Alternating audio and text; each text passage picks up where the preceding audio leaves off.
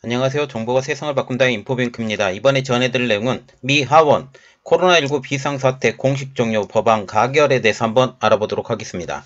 여러분의 구독, 좋아요, 그리고 필요하시면 알람 설정까지 부탁드리겠습니다. 지금 미국이 코로나19에 대한 출구 전략을 짜고 있죠. 지금 공식적인 종료는 5월 11일로 알려지고 있고 이것을 위해서 열심히 달려가고 있는데 지금 공화당을 중심으로 해서 지금 코로나19의 공식 종료를 좀 더 앞당기자라는 그런 말이 나오고 있는 것입니다. 이 때문에 공화당 주도의 하원에서는 코로나19 팬데믹 및 백신 관련의 일련의 법안들을 통과시켰죠. 이번 공화당 주도의 하원 통과에도 상원과 백악관의 승인이 남아있기 때문에 사실상 이 법안의 통과는 힘들 것으로 보이고 있습니다. 그러나 지금 이 법안이 하원에서 통과됐다는 그 이유 하나만으로도 지금 현재 코로나19의 상황이 미국에서는 아주 대수롭지 않게 여기고 있고 또한 지금 코로나 백신이 지금 모든 코로나를 잡아내지 못하고 있다 할지라도 모든 사람들이 다 어느 정도 항체가 생겼고 이렇게 생각을 하고 있다라는 사실이죠. 결국 민주당과 백악관의 종료 시점인 5월 11일 날 지금 코로나19의 공식 종료가 될 것으로 보이고 있습니다. 그러나 이번 법안 통과가 시사하는 내용은 클 것으로 보이고 있는데요. 이것에 대해서 제가 분석을 해드리겠습니다. 자, 그래서 이번에 알아볼 내용은 미 하원 코로나19 비상사태 공식 종료 법안 가결입니다. 지난달 31일 미 하원은 코로나19 관련 법안 2건을 채택했습니다. 첫 번째로 보는 것은 코로나19에 대응을 위한 공중보건 비상사태 공식 종료선언. 두 번째로 보는 것은 연방정부의 공공의료기관 지원기금을 받는 기관 소속 의료 종사자들의 코로나19 백신 의무 접종 종료. 직전 회기인 117대 의회에서는 당시 다수당 자리에 있던 민주당의 주도 아래 조 바이든 미국 대통령의 코로나19 정책에 계속적으로 보조를 맞춰왔다는 것을 지금 생각을 한다면 이번에 지금 중간선거로 인해서 하원이 지금 공화당으로 바뀌고 있고 완전히 바뀌었고 이것으로 인해서 지금 정책들이 많이 바뀌어져 감을 우리가 알 수가 있게 되는 거죠. 여기에는 백신 의무화도 포함되었습니다.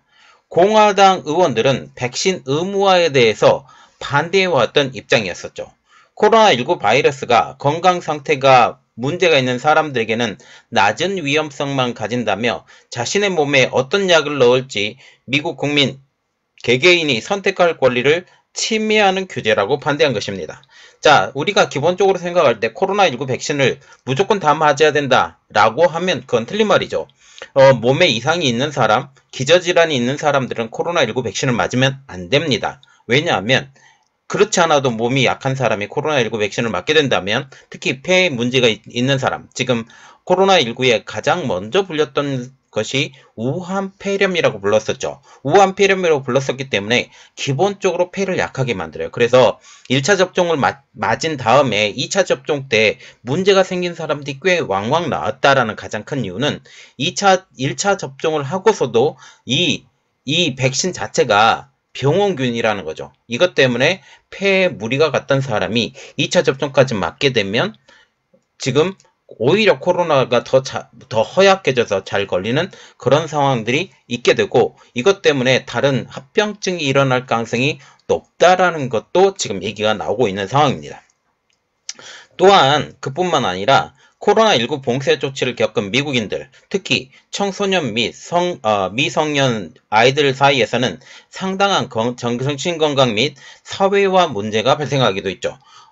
모든 사람이 마스크를 쓰고 다니고 이걸 마스크를 쓰고 다니지 않은 사람들을 잡아들이고 이러한 상황이 벌어지면서 지금 통제사회로 들어가게 됐고 이것이 결국은 문제를 일으켰다라는 내부 자성론이 있게 된 것입니다. 이와 관련해 앨리스 스테파닉 공화당 하원의원은 이번에 채택된 두 법안으로 지난 2년간 민주당의 코로나19 정책으로 침해당한 우리의 헌법적 권리와 자유를 회복할 것이라고 밝혔습니다.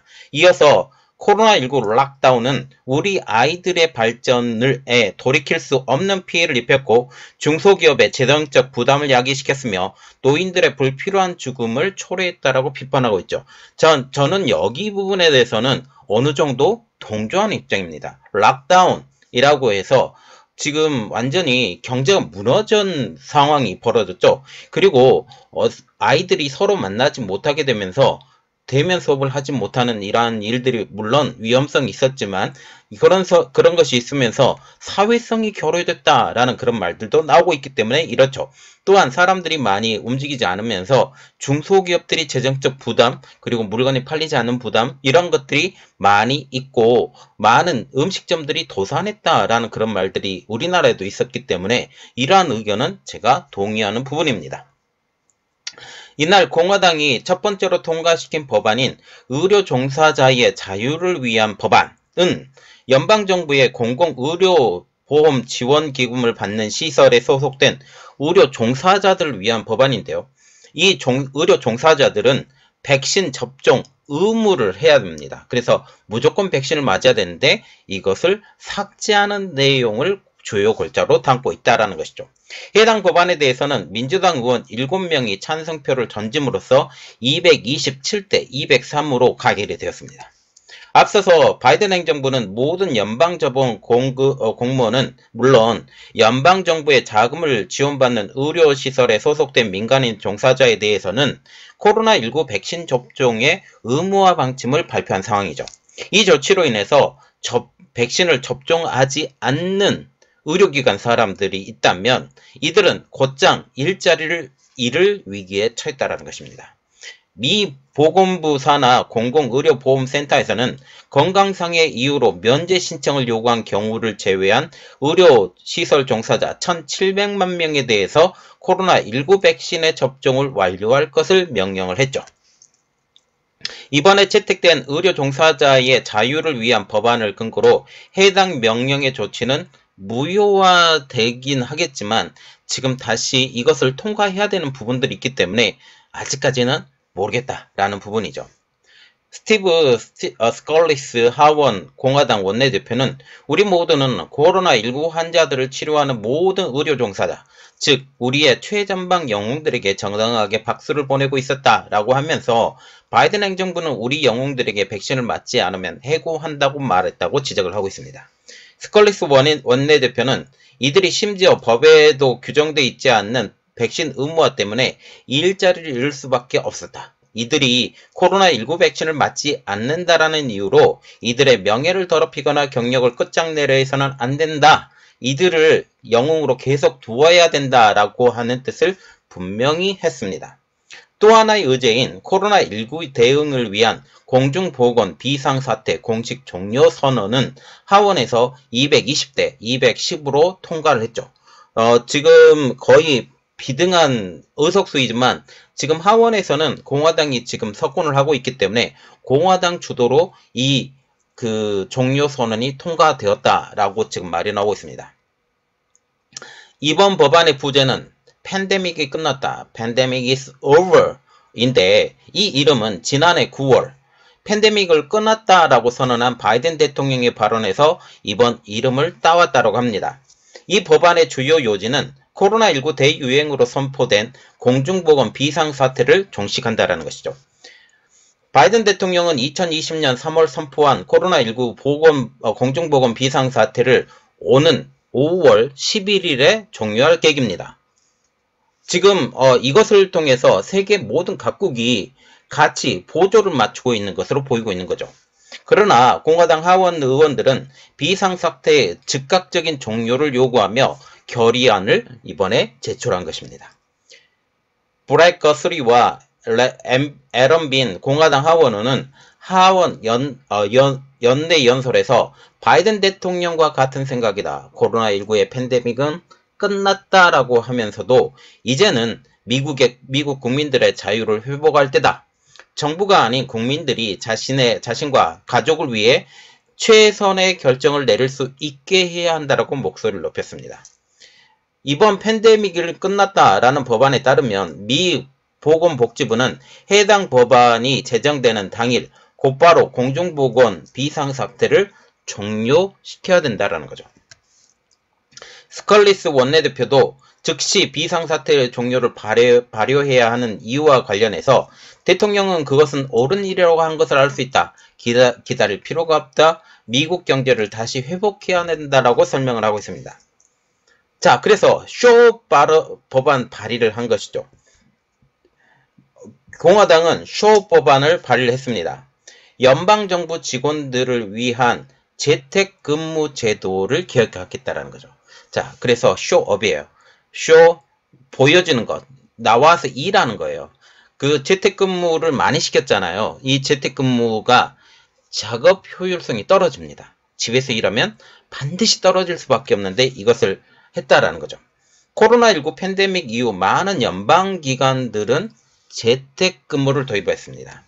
문제는 바이러스 종료 선언에도 불구하고 여전히 이 제도가 남아있다라는 거죠. 이제 늦어도 5월 11일까지 팬데믹 오버가 되는데 이것에 대해서 법안이 남아있으면 안 된다라고 지금 얘기가 나온다라는 거죠. 지난달 11일 공화당 하원 의원인 제임스 코모와 앤디 빅스 의원이 이른바 쇼업 법안을 공동 발의한 것이죠. 코모 의원은 바이든 대통령의 불필요한 재택근무 확대는 기관의 업무 수행 능력을 손상하고 미처리 과제를 양산했다라고 이번 성명을 냈다고 했습니다. 연방정부 직원들을 위한 재택근무 제도의 개혁을 하겠다라는 거죠. 지금 테슬라의 창업자이죠. 테슬라의 창업자가 지금 트위터를 인수를 했는데 트위터를 인수할 때 재택근무 안 된다라고 지금 얘기를 했던 거예요. 그런데 우리가 모든 사람이 다 알잖아요. 집에서 일하면 효율성이 떨어진다. 같이 근무해야 같이 일하고 서로 바라보고 물론 랜선을 통해서 이러한 일들을 할 수 있다고는 얘기를 하지만 실질적으로 그렇게 되지 않는 것은 우리 모두가 다 아는 일이라는 사실입니다. 자, 그래서 지금 이러한 법안을 발의를 했는데 지금 이렇게 주장하는 공화당과는 달리 민주당은 이렇게 말을 하고 있어요. 코로나19 백신이 전염을 늦추고 예방하는 데 실질적인 효과를 보였다. 지금 재택근무를 하는 게 이렇게 얘기를 하고 있어요. 백신이 효과적이지 않다라는 공화당의 비판에 대해서는 민주당 내 최고 실권자 중에 한 명으로 꼽히고 있는 프랭크 팔론 민주당 하원 의원이 사실은 아니다 라고 주장을 하고 있다는 거죠. 짐 맥거번 민주당 하원 의원 또한 백신이 코로나19 확산을 막고 사망률을 줄이는 데 효과적이라고 하면서 백신 의무화를 뒤집고 공중보건의 비상사태를 끌어내리려고 하는 공화당의 계획에 반대한다라는 입장을 강조하고 있습니다. 그러나 코로나19 백신의 효과에 대해서는 실제 연구에서는 이것과 다르게 나오고 있다는 것이죠. 코로나19 백신을 처음 맞았을 때는 백신이 효과가 100%가 나오는 것은 맞습니다. 그러나 시간이 지남에 따라서 그 효과가 무지하게 감소하고 있다는 거죠. 급격히. 이미 2021년 상반기 연구들에서부터 코로나19 예방약의 효과가 33%, 100%에서 33%, 3분의 1까지 떨어졌다는 사실이 입증됐습니다. 그래서 계속적으로 코로나19 백신을 맞아야 된다라고 계속 주장을 하고 있는 것이죠. 연구원들도 코로나19의 백신의 효과는 2차 접종 후 첫 달에 77.5%로 최고치에 도달했다가 점진적으로 감소해서 약 반년 뒤에는 20%까지 줄었다라는 사실을 발견했다라고 밝힐 정도입니다. 그러면 이번 하원을 통과한 이 두 법안, 공화당이 주장하는 이 두 법안의 진행은 어떻게 될까요? 일단 이번 하원을 통과한 이 두 법안은 상원에서 다시 한번 투표를 통해 채택 여부가 결정이 됩니다. 이 법안이 상원에서 통과하기 위해서는 최소 60명 이상의 상원 의원의 지지가 필요한 상황인데요. 지금 거의 50대 50, 절반도 못 가지고 간 지금 공화당 입장으로는 이 상원의 통과가 요원한 상황이에요. 현재 상원은 민주당 상원 의원 48명, 민주당과 협력하는 무소속 상원 의원 3명, 그리고 공화당 상원 의원 49명으로 구성이 되어 있습니다. 결국 이 법안이 통과하기 위해서는 민주당 상원 의원 11명의 찬성표, 그래서 이탈표가 나와야 된다라는 게 필수적이죠. 민주당은 법안에 반대할 가능성이 높기 때문에 상원을 통과할 가능성은 거의 없다라고 보는 것입니다. 그럼에도 불구하고 이 법안이 상원을 통과한다 할지라도 백악관의 승인을 받을 가능성 또한 낮은 것으로 전망이 되고 있어요. 이 때문에 미국의 코로나 비상사태 공식 종료는 지금 공화당에서는 2월 내에 해야 된다라고 지금 얘기를 하고 있지만 실질적으로는 5월 11일에 될 것으로 보입니다. 코로나를 위한 공중보건 비상사태는 지난 2020년 1월 30일을 지정됐으며 국가보이상사태는 같은 해 3월 13일에 처음 선포됐습니다. 공중보건 비상사태는 보건복지부 장관이 선언을 하며 그 기간은 공중보건서비스법 Public Health Service Act 섹션 319에 의거해서 90일마다 계속적으로 연장이 되었죠. 공중보건 비상사태는 1월 11일 90일 재연장된다고 발표가 되었기 때문에 4월까지 연장될 예정이었으나 이를 5월 11일까지만 연장하고 종료한다라는 게 미국 정부의 입장입니다. 결국 미국이 코로나19의 비상사태 이것은 5월 11일 무조건 지금 종료가 될 것이다 라고 공식 선언한 상황이고 이것 때문에 많은 의료 시스템이 변화가 될 것이고 이제 더 이상 한국에서도 미국의 그 법을 계속 따라가는데 우리나라도 공식 종료가 곧 다가올 것 그리고 우리나라도 이제 마스크가 쓰지 않는 이러한 생활이 점점 더 넓어질 것 이렇게 지금 보고 있다라는 거죠.